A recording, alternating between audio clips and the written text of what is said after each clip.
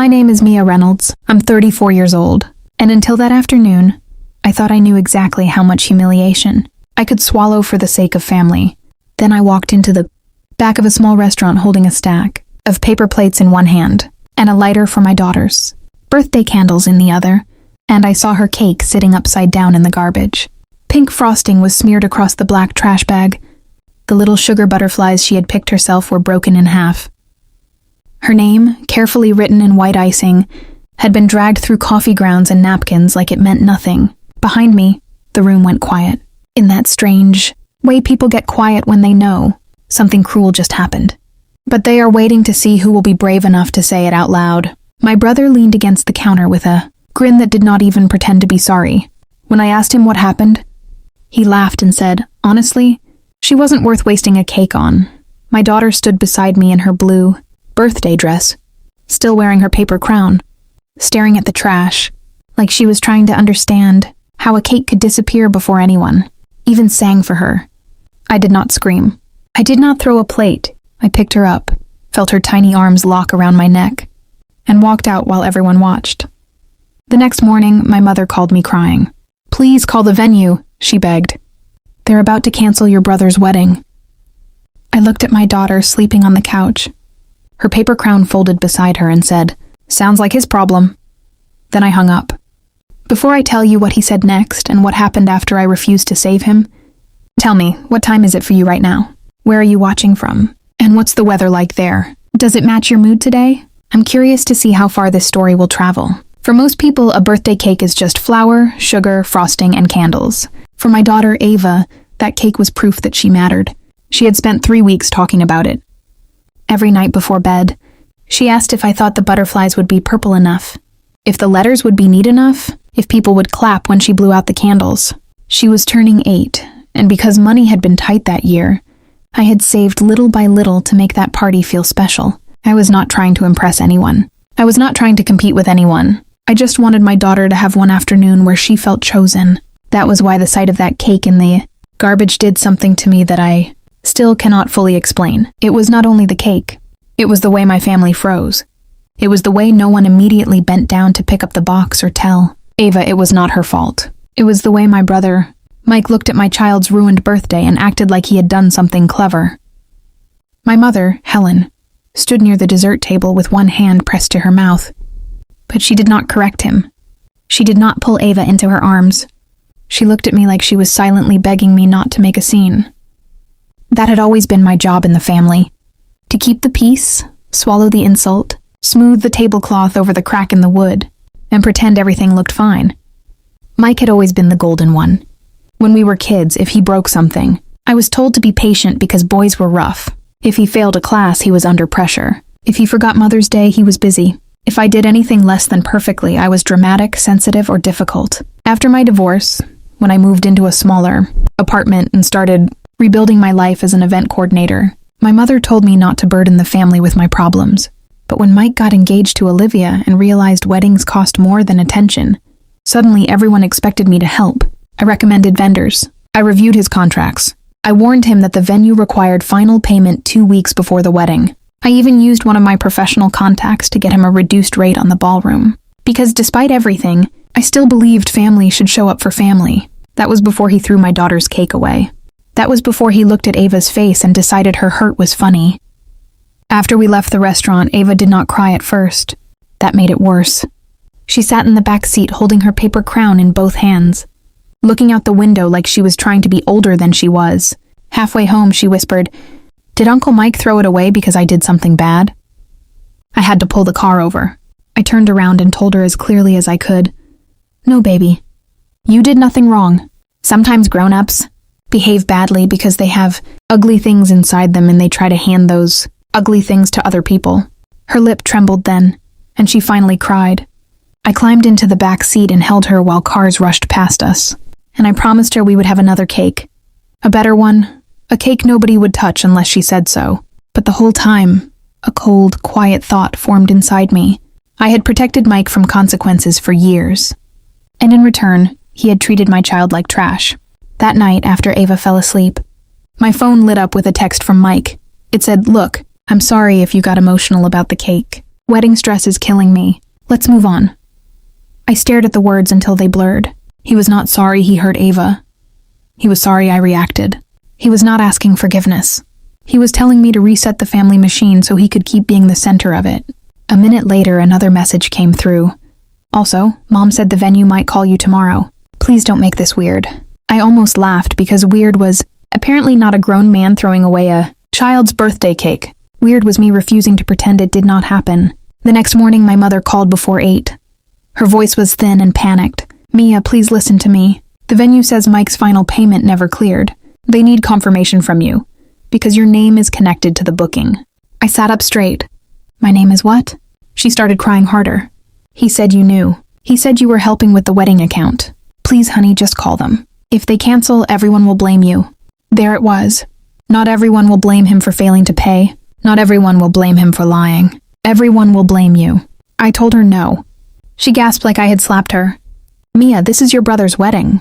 I looked at the hallway where Ava's birthday decorations were still folded in a grocery bag because I could not bring myself to throw them away. And yesterday was my daughter's birthday. I said he made his choice. Now I'm making mine. I hung up, but my hands were shaking. Then my email notification chimed. The subject line read, Final notice regarding Reynolds. Heart wedding reservation. And underneath it in bold letters were 3 words that made my stomach drop. Guarantor signature required. I opened the email twice because the first time my brain refused to accept what my eyes were reading. The venue was not simply asking me to help. According to their records, my professional account had been used to secure Mike and Olivia's wedding reservation. My business name, Mia Reynolds Events, was listed as the coordinating party. My old office number was attached. My email was listed as the secondary contact. And the worst part was a scanned copy of a form that looked from a distance like it had my signature on it. It was not my signature. It was close enough to make my stomach twist, but wrong enough to make me furious. The line was too sharp, the loop in the R too stiff. The last name rushed like someone had copied it while irritated. I knew immediately what had happened. Mike had taken the sample documents I sent him months earlier, the ones I marked up so he could understand venue terms, and he had decided that my advice was the same thing as my permission. Or worse, he had known exactly what he was doing and assumed I would clean up the mess before anyone noticed. I called the venue and asked for Elise, the manager I had worked with before. She sounded relieved when she heard my voice, which told me Mike had already been difficult. Mia, I'm glad you called, she said. We've been trying to confirm whether your company is still guaranteeing the final balance. My mouth went dry. My company never guaranteed anything. I recommended the venue, reviewed their contract as a favor, and introduced them to your sales office. That's it. There was a pause, paper shuffled. The form we have says otherwise. Then the form is false, I said. My voice was steady, but my heart was hammering. Elise softened immediately. She had known me for years. She knew I was careful, almost annoyingly careful with contracts. Send me a written statement, she said. If your signature was used without authorization, we can remove your company from the reservation. But once we do that, the couple must pay the full, outstanding amount by 5 p.m. today, or the ballroom is released. I looked at the clock. It was 9:12 in the morning. Mike had less than 8 hours to fix a problem he had created, and for once my name was not going to be the rope he climbed out with. Before I could draft the statement, my phone exploded. My mother called 3 times. Mike called twice. An aunt I barely spoke to texted, Your mother says you're destroying the wedding. Is that true? Then another message from Mike appeared. Do not talk to the venue until you talk to me. I read it slowly. Not please. Not I'm sorry, not. I used your name and need to explain. Just in order. The old Mia would have panicked. The old Mia would have called him, listened to excuses, and maybe even tried to negotiate a payment plan with the lease so the wedding could survive, and everyone could keep pretending Mike was unlucky instead of irresponsible. But that morning, Ava walked into the kitchen. Rubbing her eyes, saw my face and asked, Is Uncle Mike mad at you because of me? That question cut through every old habit I had. I closed my laptop, knelt in front of her, and took both her hands. No, I said. He is mad because I am not letting him hurt us and then use us. She nodded, but I could tell she was trying to carry guilt that did not belong to her. That was when I knew I could not soften this. Not this time. I sent Elise a formal email stating that I had not signed, Authorized, guaranteed, coordinated, financed, or accepted liability for Mike's wedding. I attached copies of my real signature from past contracts. The original email where I had only introduced Mike as a private family referral and a clear statement that any use of my business name must be removed immediately. My finger hovered over the send button for a long second. It felt dramatic, final, almost cruel. Then I remembered Ava staring at her cake in the trash. I pressed send. 5 minutes later, Elise replied, "Received. We will proceed accordingly." That was it. No thunder, no shouting, just a professional boundary written in black and white. Mike called again. This time I answered. He did not say hello. He said, "What did you do?" I leaned against the counter. I told the truth. He let out a sharp laugh. "You mean you threw a tantrum because of a cake and now you're trying to ruin my wedding?" "No, I said you used my business name without permission, and I removed it." He went quiet for half a second, just long enough for me to hear fear under his anger. Then he snapped. "You were supposed to help. That was the whole point of asking you to look at the contract. Looking at a contract is not the same as becoming your safety net." "Oh, come on." He said, "You always fix things. Don't act brand new now." That sentence told me more than any apology could have. He had not accidentally expected my help. He had built his entire plan around it. Then he said the thing that changed everything. "If you don't call Elise and put your name back on that account, I'll tell everyone you're jealous because Olivia's getting the wedding you never had." For a moment, I was so stunned I could not speak. My divorce had been one of the most painful seasons of my life, and he knew that. He knew how hard I fought to give Ava stability after her father left. He knew exactly where to press. But instead of breaking, something inside me settled. I said, "Mike, yesterday you threw away my daughter's birthday cake. Today you threaten me because I won't cover your lie. Keep talking because every word is making my decision easier." He cursed under his breath. "You're choosing a kid's feelings over your brother's future." I looked toward Ava, who was sitting at the table drawing butterflies on a blank paper plate. "Yes," I said every single time. Then I ended the call. By noon, the family group chat had become a courtroom, where I was both the accused and the only person not invited to defend myself. Mike wrote, "Mia is refusing to help because she wants attention." My mother wrote, "Please everyone, pray she softens her heart." A cousin asked, "What happened?" Mike replied, "She's mad about dessert." That's literally it. Dessert? That was what he called my daughter's humiliation. I did not respond immediately. I took screenshots. I saved voicemails. I printed the venue email. Not because I wanted to destroy him, but because I had learned something from years of being the family fixer. When entitled people lose control, they rewrite history fast. And this time, I was not going to let Mike write mine. At 3:47 p.m., Mike showed up at my apartment.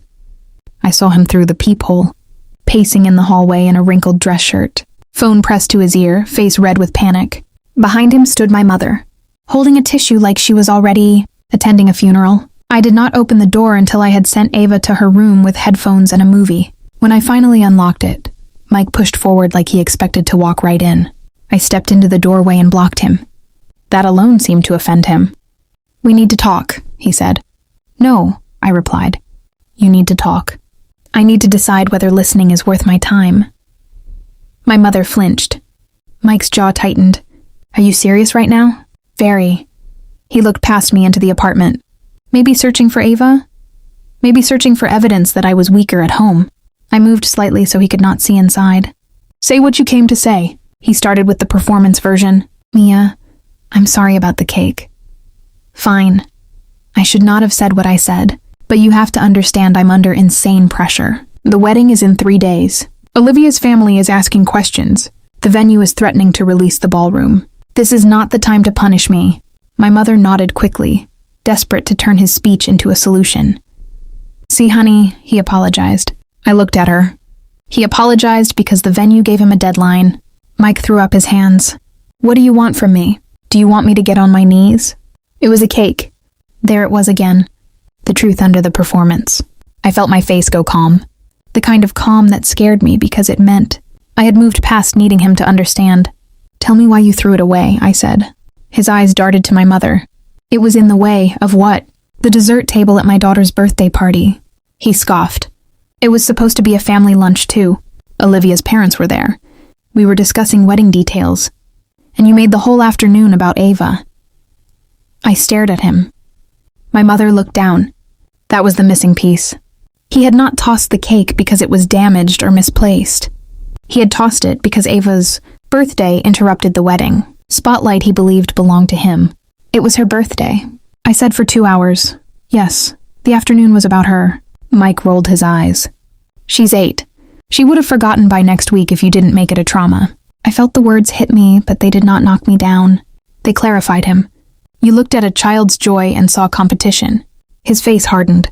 Don't twist it. I don't have to twist it. You're explaining it perfectly. My mother reached for my arm, but I stepped back. Mia, please. I know he was wrong, but don't let one mistake ruin his life. I almost laughed. One mistake. The fake signature, the unpaid venue, the threats, the public lies, the cake in the garbage, the insult to Ava. Somehow, when Mike hurt people, every action was reduced to one mistake. When I set a boundary, it became a life-ring betrayal. Mom, I said quietly. When he threw away Ava's cake, you stood there. When he insulted her, you stood there. When he used my company name, you called me to fix it. Do you understand what you are asking me to teach my daughter? Her eyes filled with tears. I'm asking you to keep the family together. No, I said you're asking me to keep Mike comfortable. Mike stepped closer. Enough. Call. Elise. Tell her the signature. Issue was a misunderstanding. Put your company back on the account until Monday. I'll pay you back after the honeymoon. I blinked. You want me to risk my business, my credit, and my reputation so you can have a ballroom you didn't pay for? You're making it sound worse than it is. Because it is worse than you want to admit. He lowered his voice. You owe me. That stunned me more than his anger. For what? For being your brother. For all the years Mom had to worry about you after your divorce. For all the times the family had to listen to your problems. My mother whispered, Mike, stop. But he was already too far gone. You act like Ava is the only kid in the world. She needs to learn she's not special. The hallway went silent. Even he seemed to realize he had said the quiet part out loud. I opened the door wider, not to let him in, but to make the exit clear. Leave. He laughed bitterly. So that's it. You're choosing her over us. I looked him straight in the eye. There is no us that requires me to sacrifice my child. He pointed at me. Then don't come to the wedding. I wasn't planning to attend a celebration built on fraud and cruelty. His face twisted. You'll regret this. I shook my head. No, Mike. For the first time, I don't think I will. He turned away, dragging my mother with him. But before the elevator doors closed, he shouted, when this wedding gets canceled, everyone will know it was because of you. I closed the door, locked it, and stood there with my back against it until my breathing slowed. A few minutes later, Ava came out of her room. Her headphones were around her neck. I did not know how much she had heard. She walked over and slipped her hand into mine. Mom, she asked softly, am I special? I dropped to my knees so fast they hit the floor. Yes, I said, pulling her close. You are special. Not because you are better than anyone else, but because every child deserves to be loved, protected, and celebrated.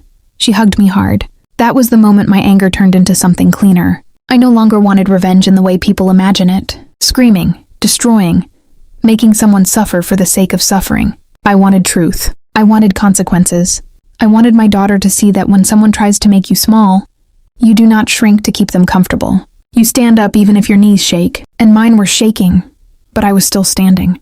The next 24 hours were ugly in the way family. Pressure can be ugly when it dresses itself up as concern. My aunt sent a voice message saying weddings were stressful, and I should forgive.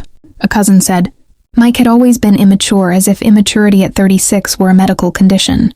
My mother texted, please don't make me choose between my children. I typed back, you already did. I'm just finally noticing. Then I put my phone on silent and made pancakes with Ava. She wanted chocolate chips in the shape of a smiley face, and for 20 minutes, the world was only batter, syrup, and her laughter. Around noon, Olivia called me. I almost did not answer. She had always been polite, but distant. The kind of woman who smiled at family dinners and watched more than she spoke. When I picked up, her voice was quiet. Mia, can I ask you something directly? I braced myself. Yes. Did Mike use your business name without permission? Yes. She inhaled slowly. And did he throw away AA's cake? Yes. Another pause. What exactly did he say? I lowered my voice and repeated it. Olivia was silent for several seconds. Then she said, he told me the cake was already ruined and you blamed him because you were upset about the wedding. Of course he did. Olivia, I have emails from the venue and screenshots from the family chat. I'm not trying to pull you into this. But you deserve to know what he created. Her voice trembled. Please send them. Sending those screenshots felt like crossing a line. But then I asked myself, who had drawn that line and who benefited from it? Mike had already lied to her. Silence would not be kindness. It would be protection for the wrong person. So I sent Olivia everything. The venue email, Elisa's confirmation, Mike's text telling me not to make things weird, his threat about my divorce, and the screenshot where he called Ava's birthday dessert drama. I added no commentary.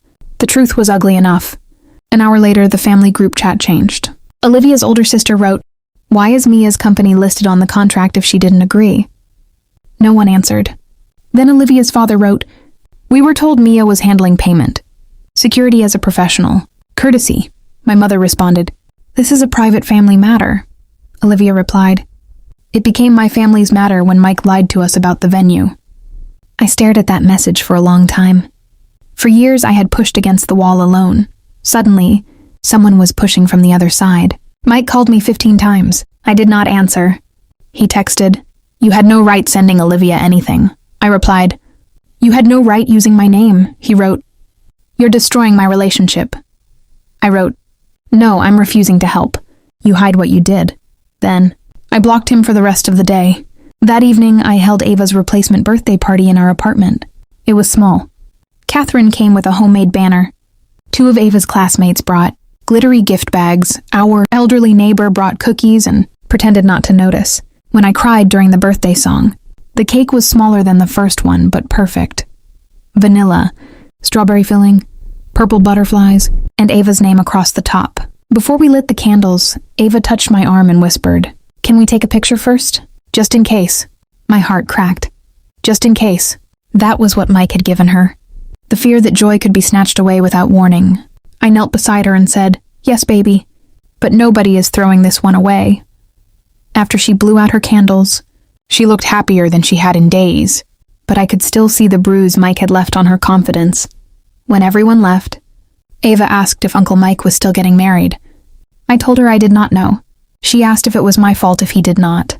I sat beside her and said, "When someone makes bad choices, the consequences belong to them. Other people may get upset, but that does not make it your fault, and it does not make it mine." She thought about it. So if someone is mean and then sad later, I don't have to fix it. I kissed her forehead. Exactly. Late that night, Olivia texted again. The venue gave Mike until tomorrow morning.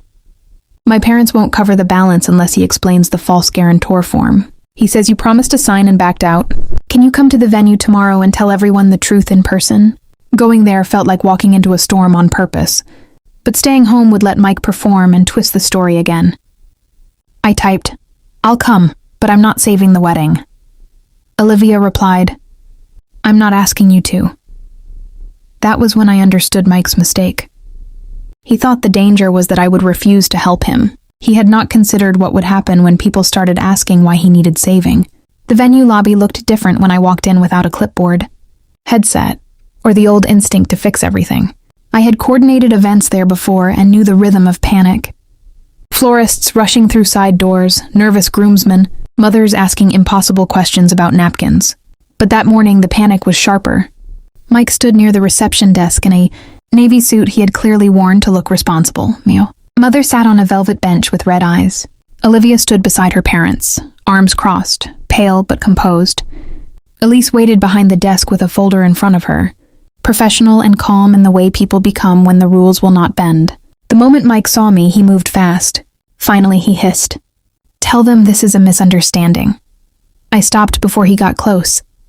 "It is not." His eyes flicked toward Olivia.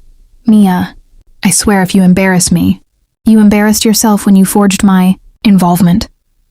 Olivia's father stepped forward. "Forged?" Mike spun around. "She's exaggerating. She agreed to help, then got mad about a cake, and now she's weaponizing paperwork." I opened my bag, took out a folder, and handed copies to Elise and Olivia. These are the emails where I introduced Mike to the venue. I never agreed to coordinate, guarantee, finance, or sign anything. These are samples of my real signature, and this is the form the venue received. Elise nodded. For the record, Mia Reynolds has denied authorization. Her company has been removed from liability. The remaining balance is due from the couple directly. Mike laughed, but it sounded thin. This is insane. We can pay after the wedding. The gifts alone will cover. Olivia turned to him. You plan to pay the venue with wedding gifts? He froze. Her mother gasped. Not all of it, he said. Just some. Lots of people do that. Olivia's face changed. Not anger yet, realization, which was worse. You told me the venue was fully handled. It was going to be by Mia. He looked at me with hatred, she offered. No, I said. I helped you read a contract. You turned that into access, Olivia's father asked. Elise, how much is outstanding? Elise gave the number. The lobby went silent. Mike had not been short a little. He had built a wedding on money he did not have, trust he had not earned, and a sister he assumed would be too guilty to say no. My mother stood. Mia, please, if you can just temporarily put your name back, we'll figure it out after. I looked at her and saw how tired she was, but I also saw the pattern still alive in her eyes. She was not asking Mike to be honest.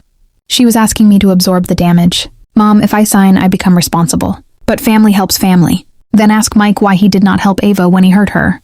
Her mouth trembled. This is bigger than a cake. I know, I said. That's why I'm here. Olivia looked at Mike. Did you throw away Ava's cake because you were angry her party was getting attention? Mike's face flushed. Oh my God. Not this again. Answer me. It was a stupid cake. Olivia flinched. He kept going because men like Mike often mistake silence for permission. Everyone is acting like I committed a crime. She's a kid. She would have gotten over it. Mia made it a whole thing. Olivia's sister said quietly, That tells me everything. Mike pointed at her. Stay out of it. Olivia removed her engagement ring. She did not scream. She simply held it in her palm and looked at it like it had become unfamiliar. Mike, I asked you for honesty for months about money, about the venue, about why you were angry at Mia. You lied every time. Liv, don't do this here. Where should I do it? At the altar. My mother started crying. Mike's bravado cracked. Baby, please. We can fix this. Mia just needs to make one call. Every eye turned to me. The old script waited. Soften. Rescue. Pay. Apologize for making people uncomfortable. I took a breath. No, Mike stared. Mia, no, I repeated. I will not call Elise as your coordinator. I will not guarantee your balance. I will not lie to Olivia. I will not teach my daughter that. Cruelty gets rewarded. If the cruel person cries loudly enough. My voice shook, but the word had already landed. Elise closed the folder. Without payment, we cannot proceed with the event as contracted. The ballroom will be released at 5 p.m. Mike looked around wildly. So that's it. You're all just letting her ruin my wedding, Olivia's father answered calmly. No, son, you did that? Mike turned to my mother expecting rescue. She opened her mouth, then closed it. For once, she had no magic sentence that could turn his consequences into my obligation. Olivia walked to me before leaving. I'm sorry about Ava, she said, her voice breaking on my daughter's name. I should have asked more questions sooner. I nodded. I hope you ask them now. She looked at the ring in her hand. I am. Then she walked out with her parents. Mike followed her halfway, begging, but she did not stop. I stood in that beautiful lobby, surrounded by marble floors and dying wedding plans, feeling something I had not expected. Not joy, not satisfaction. Exactly. Relief. The kind that comes when a heavy door finally closes and you realize you were never required to hold it open. By evening, the wedding was officially postponed. Though everyone knew that word was a kindness. The florist cannled. The band kept the deposit. Olivia's family requested a private conversation with hers, which was polite language for, we are taking our daughter home. Mike sent one final message from a new number because I had blocked the old one.